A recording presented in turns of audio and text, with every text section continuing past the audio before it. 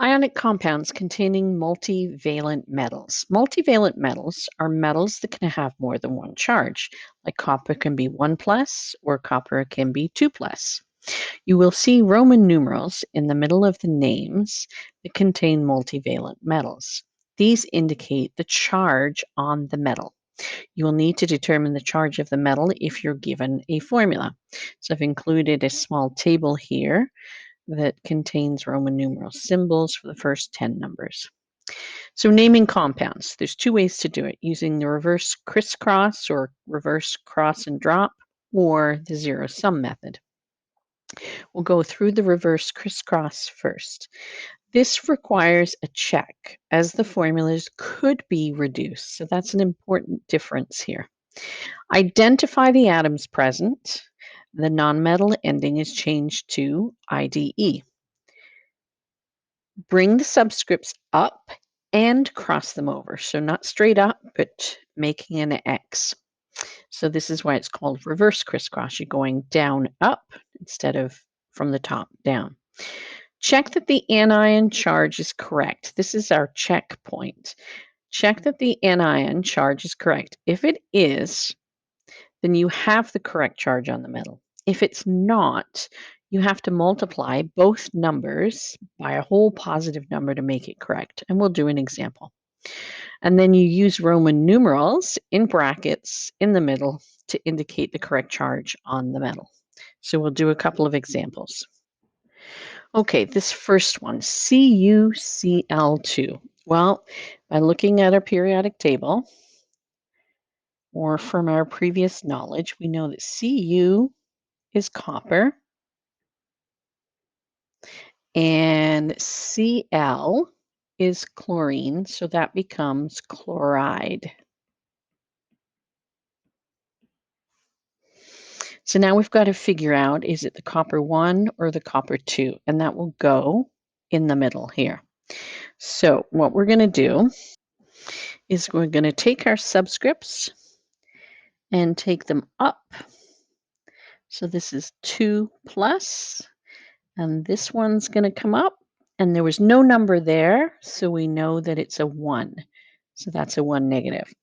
So now this is where we have to check. Chlorine from the periodic table, group 17, so it has a charge of -1.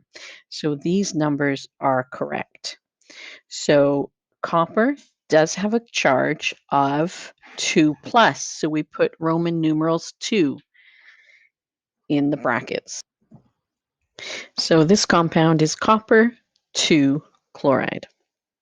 All right, let's take a look at the next one. All right, so Fe we know is iron, and the oxygen becomes oxide. So I've left the spot in the middle to put my Roman numerals, because this is either going to be iron 2 plus or iron 3 plus. So we do the reverse crisscross, so go up and over, so the 3 becomes the 3 plus on the metal, and the 2 subscript on the iron becomes a 2 negative. Check the periodic table. Yes, the charge on oxygen is -2. So both numbers are correct. So this is iron 3 oxide. Next example, SNO. So we know that this is tin something oxide. Okay, so we've got to figure out what the charge is on tin. So we're going to bring up the subscripts again, but there's no subscripts here, so it's understood that they're both 1. So that would mean that tin is 1 plus and oxygen is 1 negative. Now you may or may not have the inspiration that, ooh, that can't be right because tin's either +2 or +4. If not, well, let's do our double check. So oxygen, -1. We know that oxygen is group 16, so it's 2 negative. So we know that these numbers are not correct. So we have to multiply both of these by 2 to make the charge on oxygen -2. So that must mean that the 1 plus is actually 2 plus. So this is tin 2 plus. So our compound is tin 2 oxide. This is one of those ones that got reduced. It's a compound that got reduced. All right, FeS. We know this is iron, and this will be sulfide. So now again, we have to do our cross and drop reverse order.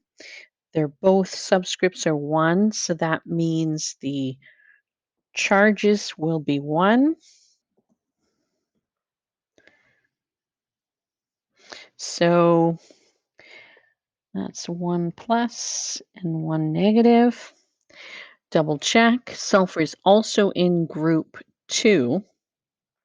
Sorry, is in group 16, so the charge is 2 negative. So we have to multiply both by 2. This is again another formula that was reduced to the lowest common multiplier. So this is actually iron 2 plus. So this is iron 2 sulfide. So you have to do this double check when you're using reverse crisscross. And some of you will prefer this method. Okay, using the zero sum rule. Underneath the formula, we're going to write the charge of the negative ion from the periodic table and multiply this by the subscript for the total negative charge. Underneath the metal, we're going to write the equivalent positive charge. So because they have to add to 0, if the total negative charge is 3 negative, the total positive has to be plus 3. If the total negative was -4, the total positive has to be plus 4. You're going to divide that positive number by the number of cations in the formula, and that's the subscript directly after the metal in the formula. By dividing by that number, we'll get the individual charge on the ion. We're going to write out the name followed by Roman numerals, which indicate in brackets what the charge on the metal is, and then the ending is changed to ID. So same way to write out the name, different way to get the charge. So CuCl2. In this, we would know that chlorine has an actual charge of -1. There's 2 of them, so we would multiply by 2. That gives us a total negative of -2. So we know the total positive is +2. So we look at the formula. There's no number after the Cu, so there's 1. So +2 divided by 1 is 2. So this compound is copper 2 chloride. And I like this method because you don't have to worry about a formula being reduced. Okay, Fe2O3. The charge on oxygen is -2. There's 3 of them, so the total negative charge is -6. It has to add to a positive number to make 0, so that number is +6. But there's 2 irons, so you divide the 6 by 2, and you get the charge on each one of those cations. So this is iron 3 oxide.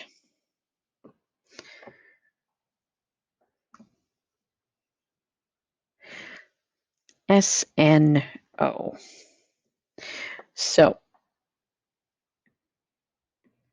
the charge on oxygen is -2. There's 1 of them, so the total negative is 2. That means the total positive has to be 2. There's only 1 of them because there's no number, so this is the charge on tin. So this is tin 2 oxide. FeS. So sulfur has a charge of -2. There's one of them, so multiply by 1, and the total negative is -2. That means the total positive has to be +2. Divide by the number of Fe's, and that's 1, so our charge on our iron is 2+. So this is iron 2 sulfide. So there's no check on this one, and you don't have to reduce. There's been no reduction because there's been no reduction on it. So I like this one for this reason. I really like this method, but use the one that you're most comfortable with as long as you do it correctly.